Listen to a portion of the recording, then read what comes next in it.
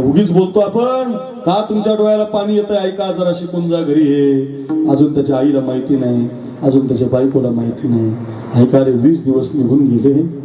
त्याच्या आईला आता सांगितलं पाहिजे म्हणून राजाने नेमापूर नावाचं गाव आहे प्रतापगडाच्या पायथ्याला त्याच्या आईला पत्र दिलं पाटलाला पाटील उद्या दुपारी आम्ही गावात येतोय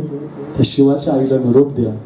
की राजा तुमच्या घरी येणार वाऱ्यासारखी बातमी आली राजा येणार राजा येणार राजा येणार इतका आनंद झाला महाराज त्या आईला तिला वाटलं बाई राजा येणार म्हटल्यावर माझा पोरगा पण येणार बाई आईला दुसरं काय हो तिला वाटलं बाई राजा येणार म्हटल्यावर माझा पोरगा पण येणार घर सारून काढलं तिनं आंब्याच्या पाण्याचं तोरण बांधलं आपल्या ठेवणीतली नऊवार साडी काढली ऐका आणि सुनबाईला नेसायला दिली शिवाच्या बायकोला सुनबाई साडी नेसा कपाळभर कुंकू लावा डोक्यावर पदर घ्या आरतीचं ताट तयार करा मालक येणार आहेत इतका आनंद झाला बाईला बाई 6 महिने झाले बाई नवरा पाहिला नाही तिने आरतीचं ताट तयार केलं सासून दिलेली साडी नेसली कपाळभर कुंकू लावली